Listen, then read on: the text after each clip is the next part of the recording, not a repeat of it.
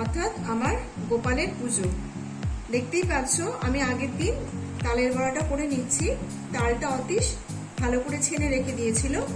এই তালের সাথে দেখতেই পাচ্ছ তালটা এখনো আমি কিছুটা রেখেছি, এখনো মাখিনি। তার সঙ্গে আমি সুজি দিয়েছি, চিনি দিয়েছি আর ময়দা দিয়েছি। সুজি, চিনি আর ময়দা আমি এর মধ্যে মিশিয়েছি।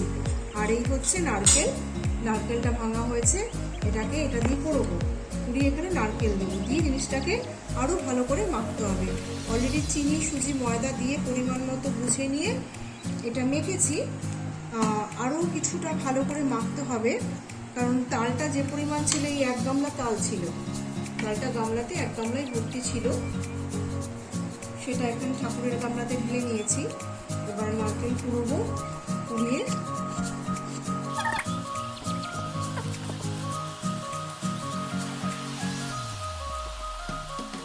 দেখতেই পাচ্ছ এইটুকু নারকেল পুড়িয়েছি, আর পুরোলাম না, কারণ যেহেতু এটা তোমার তালের বড়া হবে তাই বেশি নারকেল দিচ্ছি না। এবার এটাকে ভালো করে, ভীষণ ভালো করে মেখে নিতে হবে। ভীষণই ভালো করে মাখার পরে আমি আধা ঘন্টা মতো এটা অবশ্যই রাখবো, কারণ যেই চিনিটা আমি দিয়েছি সেই চিনিটা এর সাথে একটু ভালো করে গুলবে। গুললে পরে আমার এই মাখাটা যদি আর একটু হালকা হয়ে যায়, তখন আমাকে পরিমাণ মতো বুঝে নিয়ে আবার একটু ময়দা বা সুজি দিতে হতে পারে। তাই আমি এটা মেখে আধা ঘন্টা রেখে দেবো। রাখার পরে যখন বড়াটা করা হবে, সেই বড়াটা কিন্তু বেশ ভালো হয় এবং বেশ ফুলবে। এবার আমি তেল দিচ্ছি, তেলটা একটু বেশি করেই দেবো।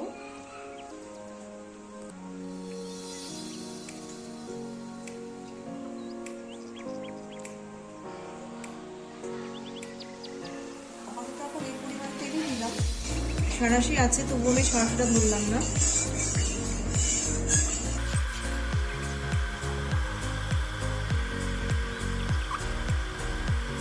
তেলটা একটু গরম হবে।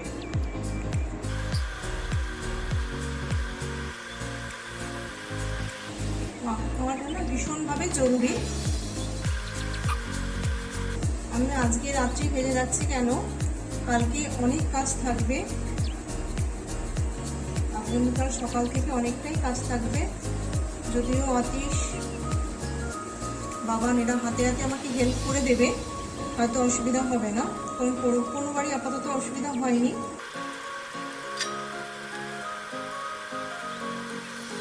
একটু আলগা করে দিচ্ছি, ডান হাতে তো লেগে রয়েছে, বাম হাত দিয়ে আলগা করছি, তাহলে আমি আর কয়েকটা ছেড়ে দিতে পারবো। আমার আঁচটা কিন্তু আপাতত ফুল আছেই আছে।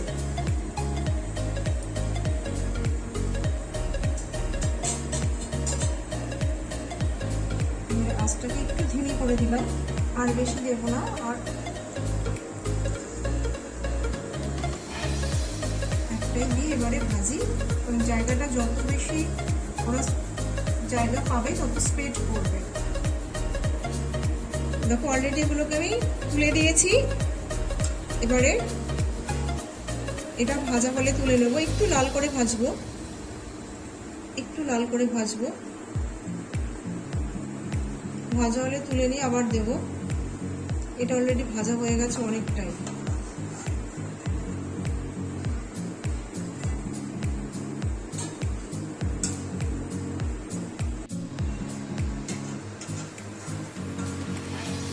আমি হাতাই ব্যবহার করলাম, ঝাঁঝরি হাতাটা ব্যবহার করলাম না।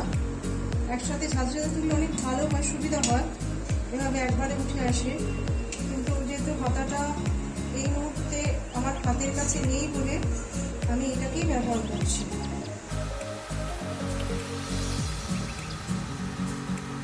ভাজা হয়েছে, এটা এখনো বাকি আছে, এটা ভাজা হচ্ছে, এবার এটাকে তুলে নেবো।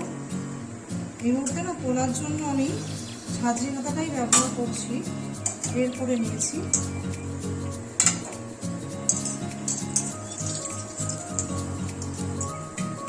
তাহলে আমি পুরোটাই ছেঁকে সুন্দর তুলে নিতে পারছি। আর ওইটুকু ভাজা হলে আমার গোপালের জন্য তালের বড়া ভাজা হবে। তারপরে আমি গিয়ে ভাজবো হচ্ছে, ভাজবো না, মালপোয়া এখন করবো না, নাড়ুটা করবো। মালপোয়া কালকে সকালে।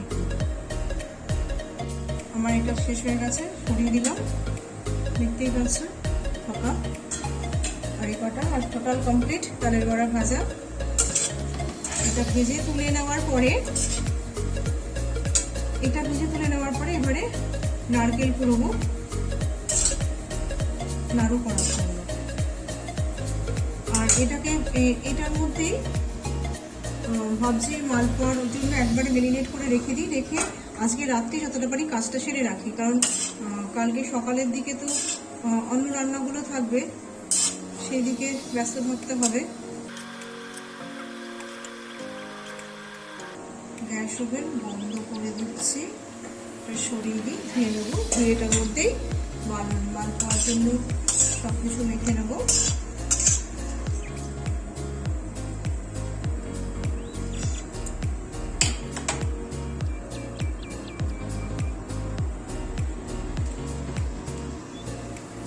এবারে বড়াগুলোকে একটু, যেহেতু গরম আছে, এগুলোকে একটু এখন থালায় একটু ছড়িয়ে দেবো, ছড়িয়ে তারপর আবার গুছিয়ে নেব। সুজি 1 পাতা নিলাম, 2 পাতা নিলাম, ব্যাস আর নিলাম না, ঠিক আছে। সুজি রেখে দিলাম।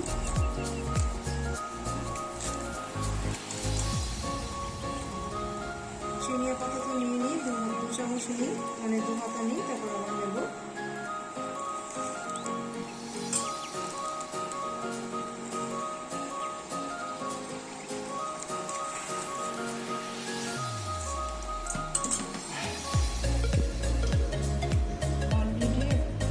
কয়েকটা ভাজা হয়েছে মাত্র,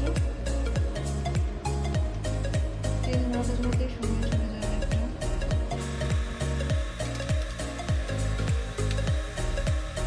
অ্যাটলিস্ট মালপোয়া ভাজা শেষ হলো, খুব অল্পই করলাম, মানে তালের বড়া মালপোয়া কমপ্লিট। সকালবেলা বাকি সব রান্নাবান্না সকালের দিকে হবে। গোপাল পুজোর গ্রসারি, যদিও কাল কিছু ব্যবহার করা হয়ে গেছে, এখনও যেগুলো সবজি বাজার সেগুলো বা ফলের বাজার সেখানে সবজি ফল বাদ দিয়ে শুধু গ্রসারি বাজারটা, তাও তার মধ্যে কিছু কালকে ব্যবহার করা হয়েছে। অদৃশ এখন গোপালের জন্য সকালবেলা লুচিটা ভেজে নিয়েছে, ভাজা হয়ে গেছে, যদিও এখন গ্যাস ওভেন চলছে, আরও কিছু ভাজবে। লুচিটা সামান্য ভেজে ও এখন মানে আলুর দমের দিকে যাবে, লুচিটা ভেজে নিয়ে এবার আলুর দমের দিকে যাবে। আজ 19শে আগস্ট 2022, জন্মাষ্টমীর দিন। আজ গোপালের জন্মদিন। সব ঘরে ঘরে গোপালের জন্মদিন সুন্দরভাবে পালন করা হচ্ছে, সবাই সবার মতো করে গোপালের জন্মদিন পালন করছে। আর আমি আজকে আমার মতো করে আমার গোপালের জন্মদিন পালন করছি।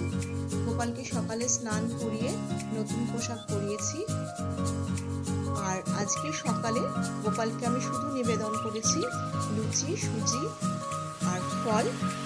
আর গতকাল রাত্রেবেলা, যেহেতু সকালবেলার দিকে অসুবিধা হবে দেখে, তালের বড়া আর মালপোয়া করে রেখেছিলাম, সেটাও আমি সকালে গোপালকে দিলাম। এবারে রান্না করব দুপুরে। গোপালকে দুপুরে যা যা দেবো সেই দুপুরের রান্না, তার সাথে মিষ্টি অবশ্যই আছে, মিষ্টি, পায়েস। আর গোপালকে যতটুকু আমি যেরকমভাবে গুছিয়ে দিই আমার মতো করে, সেটুকু গুছিয়ে আবার দুপুরবেলা গোপালকে ভোগ দেবো। তাই সকালের পুজো সেরে নিয়েছি, এবারে আমি ঢুকবো রান্নাঘরে দুপুরে ভোগের রান্নার জন্য। অলরেডি মশলা সব গুছিয়ে সামনে নিয়ে নিয়েছি, কারণ একবারে লাগবে, বারে বারে অসুবিধা হবে না হলে। এখানে আমি অলরেডি নিয়ে নিয়েছি কাশ্মীরি মির্চের গুঁড়ো আর হচ্ছে হলুদ গুঁড়ো। এবার নেব জিরে পাউডার, পরিমাণ মতোই নেব, যেহেতু আমি এখানে দুটো জিনিসের মশলা একবারে করছি। একটা হচ্ছে আলুর দম মশলা আর এক হচ্ছে পনিরের মশলা, তাই এখানে 2 চামচের মতোই। আমি আন্দাজটা এমনিতেই বুঝে যাই, যার জন্য চামচটা মাপি না। এটা নিলাম আমি জিরে পাউডার, এরপরে নেব হচ্ছে লঙ্কা গুঁড়ো, সামান্য লঙ্কা গুঁড়ো দেবো।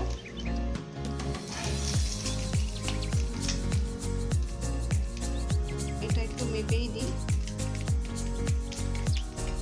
ঝালটা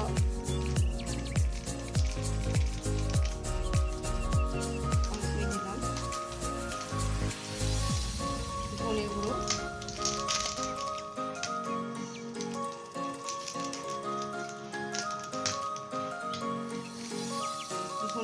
আন্দাজ মতোই দেবো, কারণ যেহেতু নিরামিষ হবে তাই মশলার পরিমাণটা একটু বেশি তো অবশ্যই রাখতে হবে। দুটো আইটেম হবে, তার সঙ্গে থাকবে টমেটো, মানে টমেটোটা পেস্ট করে নেব মিক্সার গ্রাইন্ডারে। আর আলুর দমের জন্য থাকবে আলুর দম মশলা, যেটা পনিরে দেওয়া হবে না, এটা আলুর দমের জন্যই দেওয়া হবে। আমি গরম জল এই মুহূর্তে মেশাচ্ছি না, কারণ গরম জল করে আলাদা করে সময় এখন আর হবে না। তাই ঠান্ডা জল দিয়ে মশলাটাকে যেরকমভাবে আমি ভিজিয়ে রাখি সেরকমভাবে আমি এই মুহূর্তে ভিজিয়ে রাখবো। তার সঙ্গে তো আমি অবশ্যই তেল দেবো কিছুটা। এখানে মশলা ভিজতে ভিজতে আমার এদিকে পোলাওয়ের চালটা এখানে ভিজিয়ে রেখেছি, এক্ষুনি ধুয়ে নেব।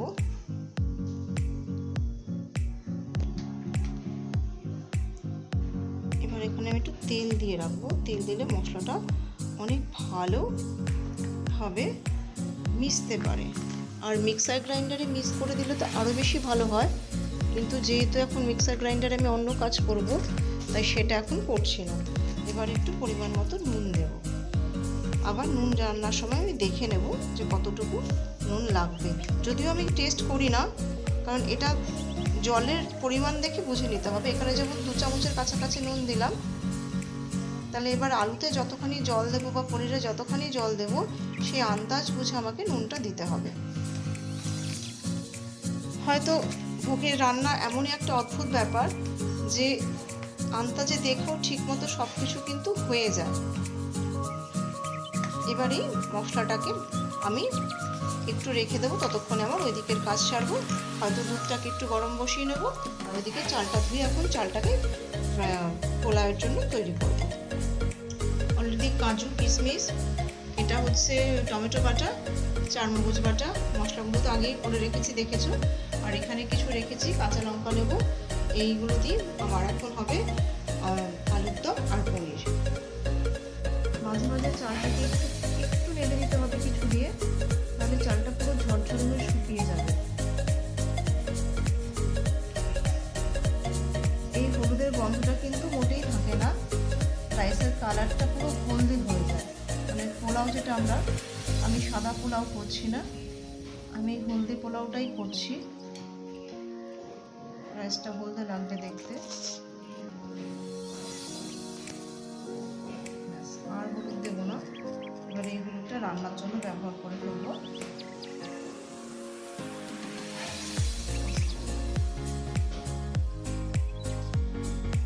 একটু ঘি দিয়ে দিলাম এটার মধ্যে, তাই অল্প পরিমাণ ঘি দিলাম। এবার ঘি দিয়ে এটাকে একটু ভালো করে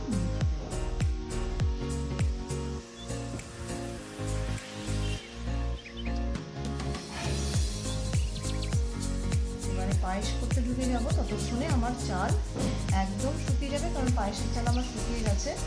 এবার পায়েসের চালটাকে একটু ভেজে নেব, তার আগে এবার পোলাও চালটা পায়েস করতে করতে শুকিয়ে যাবে। পায়েসের চাল ধুয়ে নিয়েছি, অল্প করেই পায়েস করা হচ্ছে। এবার এটাকে একটু ঘি মাখিয়ে রেখে দেবো, একটু শুকনো করে ঘি মাখিয়ে রেখে দেবো। বা আমি এর মধ্যে ঘি মাখিয়ে নিতে পারি, কারণ শুকনো পর্যন্ত অপেক্ষা করা আমার পক্ষে সম্ভব হবে না, যেহেতু এখন আমি ওইদিকে রান্নার দিকে ঢুকে যাব। আমি ঘিটা মাখিয়ে শুকোতে দিয়ে দিই। তারপরে করার আগে একটু হালকা করে গরম করাতে চালটাকে টেলে নেব, টেলে নিয়ে তারপর আমি পায়েসটা করব।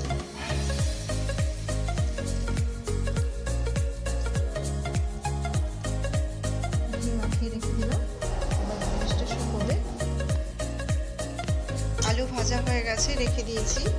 তার সঙ্গে পনির, অল্প করে পনির করা হবে, পনিরটাও ভাজা করে রেখে দেওয়া হয়েছে। এখানে চারমগজ বাটবো, তার সঙ্গে কাজু কিশমিশও রয়েছে আলুর দমের জন্য। দুধের প্যাকেট রেডি, মানে মোটামুটি কিছু আয়োজন রেডি করে নিয়েছি। এবারে ধীরে ধীরে রান্নার আয়োজনে ঢুকতে হবে। তার মধ্যে পোলাওয়ের চালটাও আমি ভাবছি ধুয়ে নিয়ে একবারে ভালো করে ওটাকে মাখিয়ে রেখে দেবো, ঘিটি মাখিয়ে। তারপরে এদিকে রান্নার কাজে এক এক করে ঢুকবো। পায়েসের চালটাকে একটু হালকা, বললাম না হালকাভাবে ভেজে নেবো। এটা তো ঘি মাখানোই ছিল, তাই কোনো অসুবিধা হচ্ছে না। আমার ভাজা হয়ে গেছে, ঘিটা বেশ ভালোভাবেই লেগে রয়েছে। এবার আমি এই আঁচেতেই দুধ বসিয়ে দেবো। চালটা টেলে নিলাম, ঘি মাখানো চালটা কিন্তু আমি অবশ্যই আগে ধুয়ে নিচ্ছি, তোমাদের বলেছি। না ধুয়ে রান্না আমি করি না, কারণ চালগুলো ধুয়ে নেওয়াটাই বেটার। ধুয়ে তুমি শুকিয়ে ঘি মাখিয়ে নিলে বা ঘি মাখিয়ে শুকিয়ে নিলে, শুকিয়ে তুমি এবারে কড়াইতে একটু হালকাভাবে গরম করে দিলে, টেলে নিলে। আমার আঁচটা দেওয়াই থাক।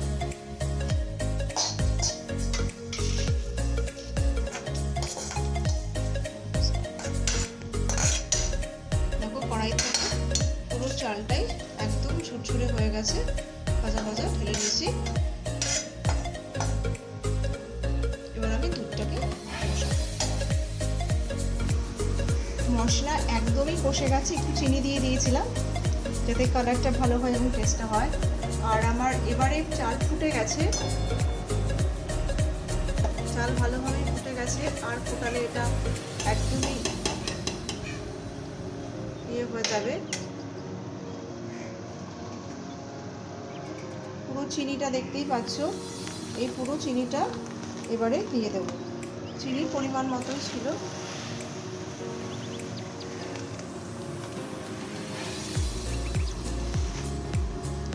অসুবিধা হচ্ছে, চিনিটা দিয়ে দিয়েছি। এতক্ষণ ধরে ছেলে ক্যামেরা ধরেছিল বলে আমার করতে সুবিধা হয়েছিল। চিনি গলা পর্যন্ত, চিনিটা গলে গেলে একটু ফোটাবো, তারপরে আমার কিন্তু পায়েস কমপ্লিট। আমি বন্ধ করে দেব। আর এখানে মশলাও অলরেডি আমার ভালো মতো কষে গেছে। মশলাটাকে আমি ডিভাইড করবো, অর্থাৎ আমি পনিরের জন্য কিছু তুলে রাখবো, আলুর দমের জন্য আমি কিছুটা নেব। আর আলুর দমের জন্য আলাদা করবো এই জন্যই, কারণ আলুর দমের মধ্যে আলুর দম মশলাটা আমি দেবো, যেটা পনিরে দেবো না। 4 মগজটা আলাদা আলাদা করেই দেবো। যখন এটা কষে গেছে এর থেকে আলাদা করে নিয়ে তারপরে আমি আলুর দম করবো আর পানির করবো।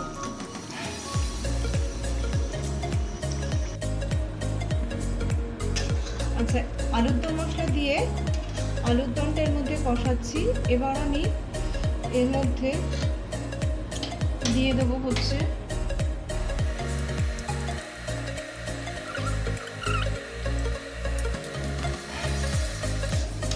এটা দিলাম 4 মগজ বাটা। এবার এটা একটু আলুর সাথে হালকাভাবে মশলাটা ম্যারিনেট হবে। তারপর আমি পরিমাণ মতো গরম জল দিয়ে দেবো, যতখানি আমার লাগবে। আমার পায়েস তো কমপ্লিট, চিনি গলে গেছে। এবার আমাকে পায়েস বন্ধ করতে হবে।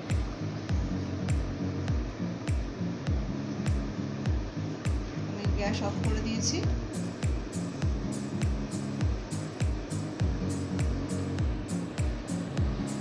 এটা ঠান্ডা হলেই অনেকখানি জমে যাবে।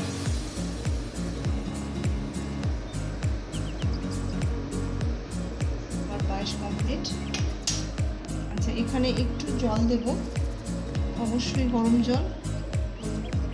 কড়া থেকে আলুর দম ঢালা হয়ে গেছে অলরেডি।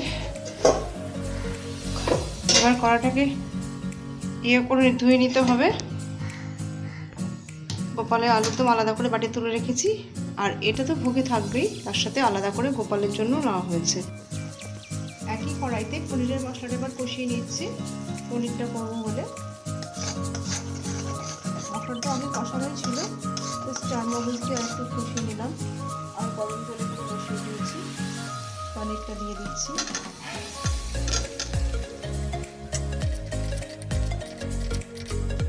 একটু চিনি দেবো আর একটু নুন দেবো। তারপরে একটু গরম জল দিয়ে নেড়ে নিয়ে কিছুক্ষণ সাঁতলিয়ে তারপরে ফুটিয়ে নামিয়ে নেব। পনির কমপ্লিট। হ্যাঁ, পনির হয়ে গেছে, আমি নামিয়ে দিল। একদম কমপ্লিট, নামিয়ে ফেলছি। আর এদিকে ভাজা 5 রকম, এবার ভাজা করব, করার পরে বাকি থাকবে এবারে পোলাও। 5 রকম ভাজা হবে, তার মধ্যে 4 রকম আইটেম হয়েছে, আর একটা বাকি আছে, সেটা হচ্ছে চালটা আমার ধোয়া হয়ে গেছে। আমি এর উপরে একটু হলুদ দিয়ে দেবো,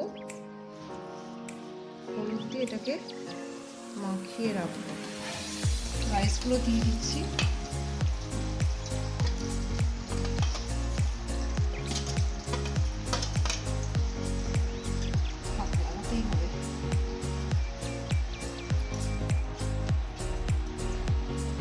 দেখে মনে হচ্ছে চালটা কি হলুদ, কিন্তু জল পড়ার পরে এটা হয়ে গেলে কিন্তু হলুদের গন্ধ থাকবে না, বা সেরকমও থাকবে না। এটাকে ভালো করে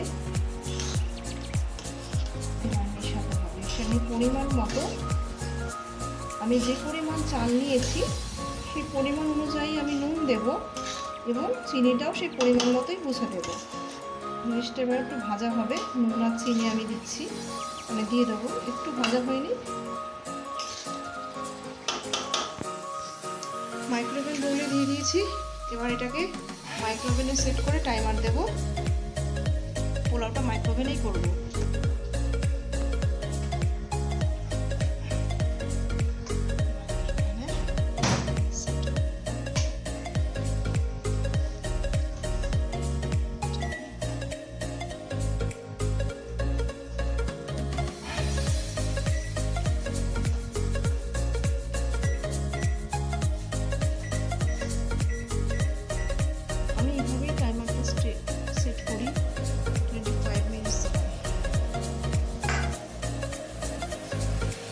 অলরেডি পোলাও হয়ে গেছে, এবার গোপালের জন্য তুলবো।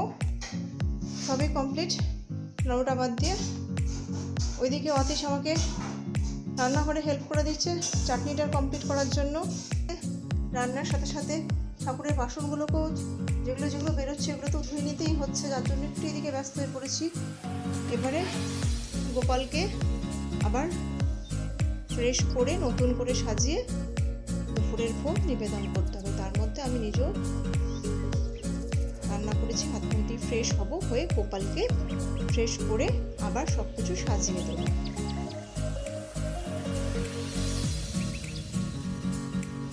আজকে সারাদিন থেকে উপোস আছি এখনো। একদম গোপালকে সন্ধ্যা আরতি করে নিয়ে তারপরে অতি হেল্প করছে আমাকে। বেশ নাড়ু পাকানোটা কিন্তু বেশ একটু ডিফিকাল্ট, বড্ড গরম গরম অবস্থায় করতে হয়, তো আমাকে কড়া থেকে তুলে সাইজ করে দিচ্ছে। আমি এবারে এগুলোকে গোল করে দিচ্ছি। সত্যি আমরা বাঙালিরা কত রকম আয়োজন করি এবং কত কিছু বানাতেও পারি। নাড়ু গোপালের দুপুরের ভোগ রেডি। পোলাও, আলুর দম, পনির, মিষ্টি, নাড়ু পাকানো হয়ে গেল, 5 রকমের ভাজা, লাড্ডু, চাটনি। সকালে মেনুতে দেখেছো লুচি, সুজি ছিল, আর এখন হচ্ছে দুপুরের মেনুতে রেডি হয়ে গেছে। এবার গোপালকে আমি এই থালাতে সুন্দর করে সাজিয়ে দেবো।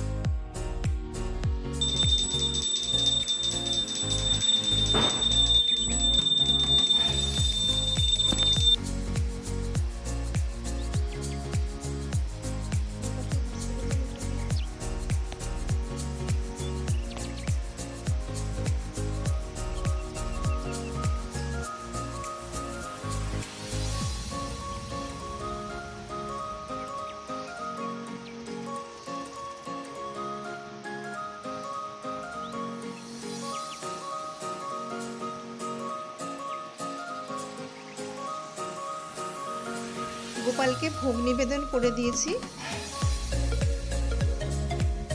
গোপালের বার্থডে কেকও তৈরি, অতীশ বানিয়ে দিয়েছে। সুন্দর করে গোপালের সামনে সাজিয়েও দিয়েছি। আর তোমরা তো দেখেছই ভোগের থালা সব কিছু সাজানো। আমার পুজো দেওয়া হয়ে গেছে। যেহেতু পুজোতে বসেছিলাম সেহেতু ভিডিওটা সেভাবে তোলা হয়নি, তাই একদম পুজোর শেষে এখন সন্ধ্যা আরতি দেওয়া হয়ে গেছে আমার। এই সন্ধ্যাবেলায় গোপালকে কেক দিলাম। গোপাল হ্যাপি বার্থডে কেক কাটবে এবং শুভ জন্মাষ্টমীর দিনটা ভীষণভাবে সেলিব্রেট করবে। আজকে গোপাল শুধু আমার কাছে না, সবার বাড়িতেই নানাভাবে আরও সুন্দরভাবে পুজো পেয়েছে। আবার বছর ঘুরে শুভ অষ্টমী আসবে, শুভ জন্মাষ্টমী আসবে। এইভাবেই যেন গোপালকে পুজো দিয়ে যেতে পারি।